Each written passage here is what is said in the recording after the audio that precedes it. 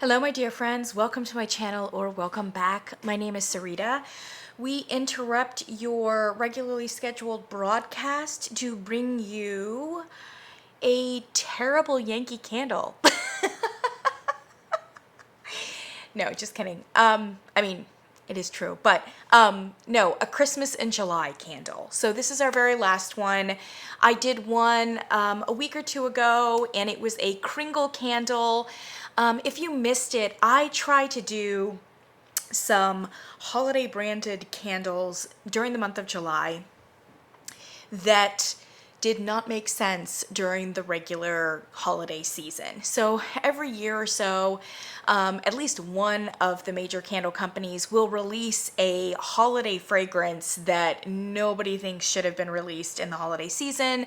And you'll hear a lot from reviewers about how you could totally burn this in February or March or August.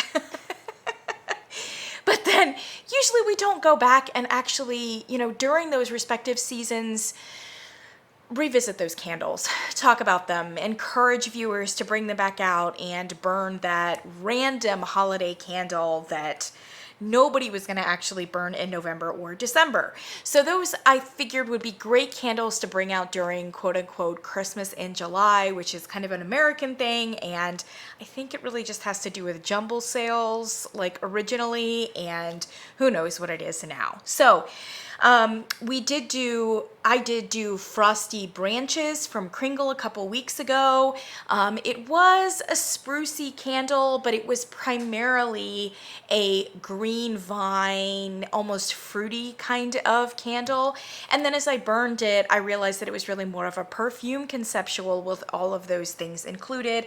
I ended up not loving it as much as I thought I was going to because of the perfume component. So I probably would not repurchase it, but at this point I went ahead and stocked up on like 4 or 5 of them. So I will either be gifting them to friends or getting through them at some point in my lifetime. So this is our second and last Christmas in July candle for this season, and it is a Yankee candle.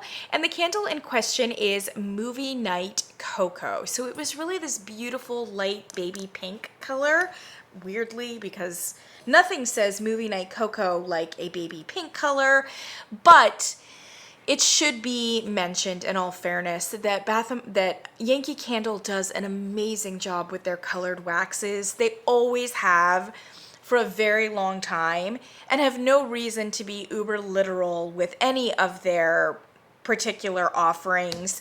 They really give us almost every shade in the rainbow, and it probably made sense in the holiday collection that it was in. They needed some sort of pastel or softer color, and it did go very nicely with the red candlesticks and the sprinkles here, some of which are pink.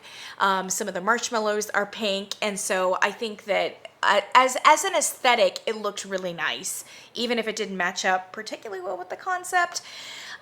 Speaking of concept mashups, so not only are we doing this in July because it was definitely not a holiday fragrance, but then on top of it, this was one of those beautiful Yankee Candle treasures where there was an enormous bait and switch between not only the marketing, the branding, the name of the fragrance, but also the promise of the scent story, etc. The concept was just completely different from the scent notes and from the fragrance. There have been a lot of those from Yankee Candle over the last few years.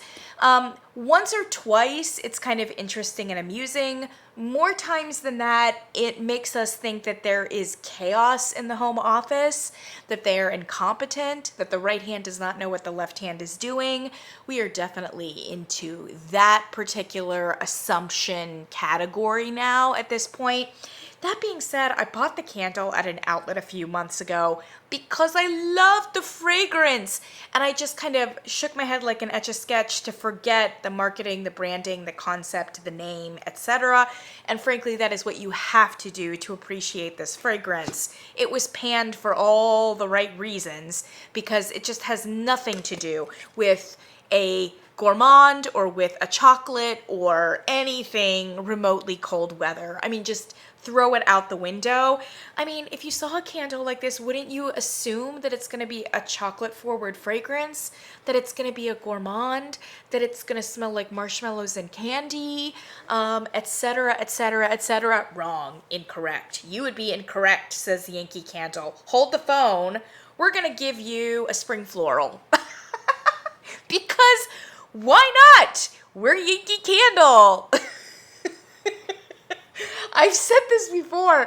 It makes me wonder if they like choose the fragrances and the names like at a Christmas party, like a company Christmas party where everybody is like drunk. I can only assume that like the development team and the marketing team is over here and the concepts, the conceptual idea people. And then there's the people over here who work on the fragrances.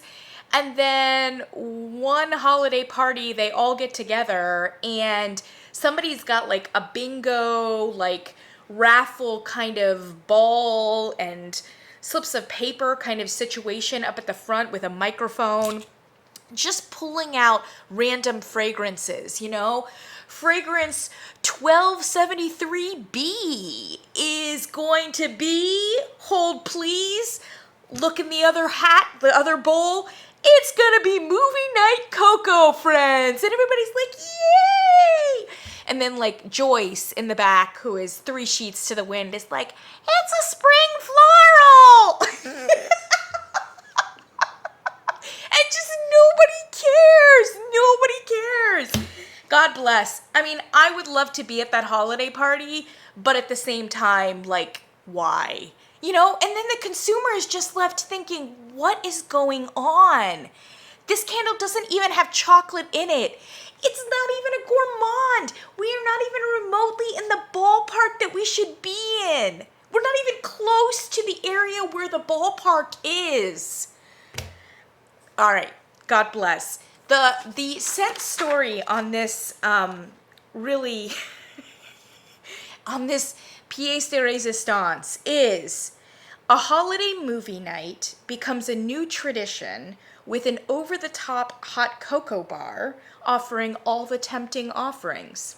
So again, from the scent blurb, from the scent story, would you have any idea that this is not a gourmand, that this does not have chocolate in it, that it does not have candy or marshmallows in it? I mean, it just none of the above. Absolutely none of the above. No, you wouldn't. All right, so then I noticed that, by the way, this is discontinued. I mean, for obvious reasons. This is why I found it in a clearance in a Yankee Candle outlet.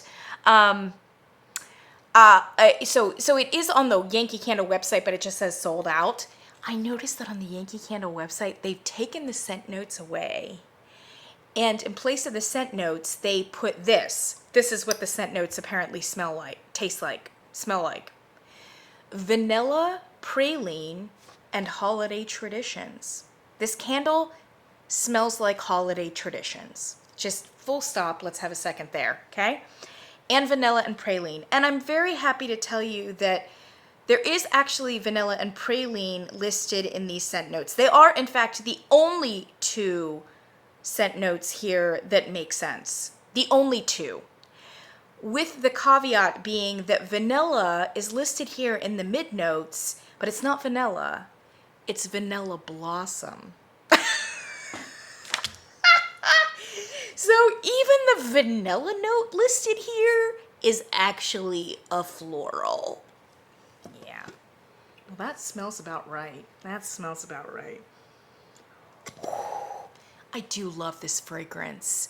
There was one brave reviewer, or a couple brave reviewers on the Yankee Candle website that are like, I love this fragrance. It is my ride or die. Like, I just want this fragrance like 24 hours a day, blah, blah, blah. No other comments, you know. And I thought to myself, I feel the same way. I love this fragrance. Like, it is probably one of the nicest fragrances I've smelled in a very long time. But it has absolutely no resemblance to anything remotely promised or offered here by Yankee Candle. So let me read to you the scent notes here. Top notes: citrus, vetiver, tuberose, mint, majoram, and clove. Those are your top notes. Mid notes, sandalwood. Stop me if this starts smelling like not a hot chocolate that you've partaken of ever. Vanilla blossom, geranium, tuberose again, second time. Base notes, white moonlit woods, praline, musk, patchouli. Cue the laugh track there. I don't know what to tell you. I mean, even just on paper, looking at all of these notes, I would say this is a hot mess of a fragrance, like a serious hot mess. That said, I'd be interested to smell it, right? I mean, it's like one of those fragrances where you're just like, well, that's the kitchen sink. It really is the kitchen sink. However, I can see that we've got some really deep, like kind of musky elements. So you've got the musk, you've got the patchouli, you've got the white moonlit woods, and you have the praline. That's all in the base notes. Actually, those 4 notes sound like a really great candle. Smells like a really great fall candle, right? Okay, so there's those 4. And then you have sandalwood in the mid notes. Okay, that makes sense with those 2. Vetiver in the top notes, that makes sense too. Maybe clove. You might be able to get away with a clove on top of that. That's in the top notes too. None of the other things work in that candle. None of them. Citrus, no. Unless it's a bergamot and unless they've gone in like a men's cologne direction, which is very likely with the way Yankee Candle has lately been. But the tuberose and the geranium and the vanilla blossoms, I don't think those go in this candle, right? That takes it into a very floral dimension, almost a beachy dimension, right? With the tuberose especially. And then you've got like mint and majoram. I mean, those are like herbs, and like mint is not a shy herb. It's just not, right? I don't see how mint is going to go with the musk and the patchouli. I think that's a mistake. That looks like a mistake. Mint with praline, like again, like who is doing this, right? And then, yeah, I guess that's it. It's just a mess. It's a complete mess. There's no chocolate here. There's no peppermint stick, although you do have the mint. There's no marshmallows. There's no sugar. It's not obviously a gourmand on any level. 0, none. I'll tell you what it is that I smell though. None of these, to be perfectly honest. Yes, I think that there is a floral dimension. But the floral dimension here is very soft and it's very subdued and it's very supporting cast. There is a heavy musk component to this for sure, but it does not have a bergamot amber like men's cologne kind of feel. This, yes, it's a little bit perfumey, just a little bit. But I'll tell you what, there is a chocolate cocoa nuance here. Despite the fact that it's not listed and it is somewhat promised in the marketing, I do get a strong cocoa influence here, but it's like a cocoa, like shea butter, coconut, like cocoa milk kind of note. Yeah, cocoa butter, that kind of thing. It's a very like Bath and Body Works cocoa roasted chestnuts kind of vibe. Very, very close to that. And Yankee Candle came out, I think the same year in the fall with that Evening River Walk, which also was very similar. It had that cocoa kind of shea butter, cocoa butter kind of vibe to it. That Evening River Walk did have a lot of bergamot, amber, and musk. So it was a much heavier men's cologne, but it had those nice creamy cocoa influences to it. This one is basey with the musk, but it does not have bergamot in it, or not in an obvious way. And so while it is kind of perfumey cologne-y, it doesn't go like traditional heavy cologne or heavy perfume. And the chocolate is really beautiful. It's not an edible chocolate. Again, it's more in that cocoa butter kind of realm.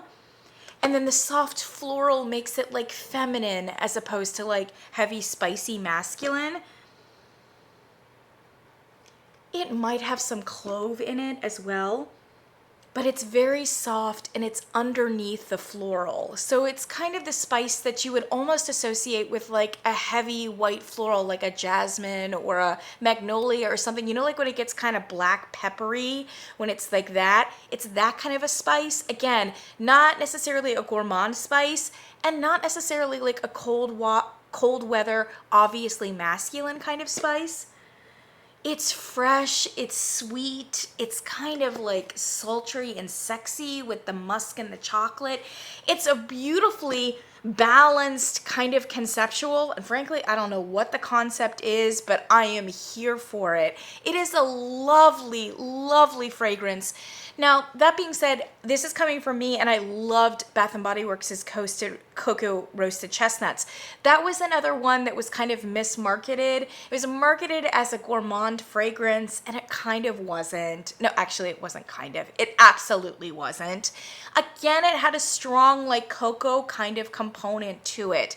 I loved that fragrance, but I completely receive and I completely understand why so many people hated that Bath & Body Works fragrance because they expected cocoa roasted chestnuts. They thought they were getting something traditional, roasty, gourmandy, holiday, and it was just not. It was really more of like a perfume conceptual with deep, creamy Tonka chocolate overtones. It's a fantastic fragrance, but not at all what is promised.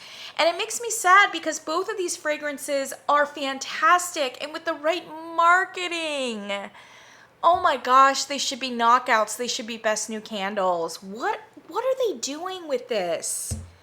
I mean, just setting it up to fail. Setting it up to fail. This fragrance is a very versatile fragrance. Because of the musk and because of the cocoa, I can see this being a fall conceptual. Oh man, it's better than any of the fall conceptuals that they put out this year, that's for sure. But because of the floral and perfumey quality of it, you could absolutely do it in like February, you know, like with Halloween and the boxes of chocolates and the romance. This would be a fantastic, like, Valentine's Day kind of fragrance. It just bothers me to no end when you have an excellent fragrance that is mismarketed, and if it had just been marketed correctly, it would have been a knockout. I'm less angry about the shitty fragrances with bad marketing because who cares anyway, right? God bless. Thank God we're not going to see this one again. You know what I mean? It just makes me so angry. Performance. So this is a soy blend, which actually burns quite well for Yankee Candle. Yes, you are seeing a little bit of darkness here on top, but keep in mind that a lot of that darkness happens in this very bottom layer where there isn't very much wax to liquefy, and so the entire jar just heats up like a hurricane, gets very, very hot, right? And many of your candles, if they are going to soot even moderately, will do so kind of in that last little bit, which is why some people don't burn their candles down to the wick clips. I do because why not? So what you're seeing here is very minor sooting when it was burned very deep. The strength and throw on this was terrible, terrible. Oh my goodness, this candle lived out its existence mostly in the guest bathroom where it came in at a rousing 3. I would say a 3. Sometimes a 4 if it was burned for 4 or 5 hours. That's in a guest bathroom, folks. Guest bathroom. So, strength and throw, terrible. There's no reason in the profile, though, why this should be a weak candle, frankly. It's just not executed correctly. So, would I love to see this fragrance again? Yes. Would I love to see it properly marketed? Yes. Would I love to see it with better strength and throw? Yes, yes, and yes. I find it intoxicating. I find it sexy. And as I said, I think that probably February is the right month for this kind of a candle. It's already pink. right? Keep the pink wax. Do something that makes sense. Guest bathroom. I can't say I hate burned it because I loved it on a certain level, but it had no strength and throw, and man, it didn't do well. It's being clearanced off, and there's very good reasons for all of that. But no thanks to Yankee Candle for actually just wasting a really intriguing and beautiful and sexy fragrance on bad marketing and poor execution. I have nothing more to say. Happy Christmas in July. It was a disappointing one, what with this and the Yankee and the Kringle Frosty Branches. They're both candles that, actually, I would repurchase this one again. I just would, because I love it. And I would be like, maybe this time it's got better strength and throw. All right, give it 3 wicks. Give it 3 wicks. Yeah, I will link the Yankee Candle website down below. And if you're in a random outlet or Yankee Candle store where they still have some of these, take a sniff. I can't recommend it to you. I really can't. But take a sniff, and if you like the kind of more intriguing perfume, chocolate, cocoa butter kind of conceptuals, if you secretly liked Bath & Body Works Cocoa Roasted Chestnuts, even though it was completely mismarketed, then I think you would really love this fragrance as well. It's fantastic. It's really fantastic. And it's a little bit even more versatile than Cocoa Roasted Chestnuts because it has that strong floral dimension to it. It's just really unique. It's out of the box, and the fragrance is executed perfectly. Unfortunately, the mechanics of the candle and the wax and the projection was not executed correctly, not even to mention the marketing debacle. So I'd love to see it again from Yankee Candle, but I think the chances are very slim. And what is going on in the home office? I really don't know. I don't know. But this is terrible. I mean, it just makes it look like the company is being very poorly run. And I don't know if that's the case or not, but that's the impression. And they really do need to worry about that. It goes beyond this particular candle. Okay, thank you, my friends. That's July. It's a wrap. Next video will be my empties from the month of July, and there are a lot of candles in there that I haven't really talked about, haven't really done dedicated reviews for, or maybe did dedicated reviews for them like a couple years ago. So stay tuned for a few candles that are haven't been immediately mentioned in the last 30 days. So we'll do that probably August 1st, and then we're on to August, very last month of still summer. Still summer. August is a high summer for me. And I would like to go back to some coconut candles, actually. I think we're gonna bring Tropidelic back. You know what I mean? It's been a bit since we've had the tropical push, and I'm hankering for a coconut candle. So I think that's what I'm gonna be burning. I will catch you guys in the next one. Thanks so much for joining me. See ya, bye.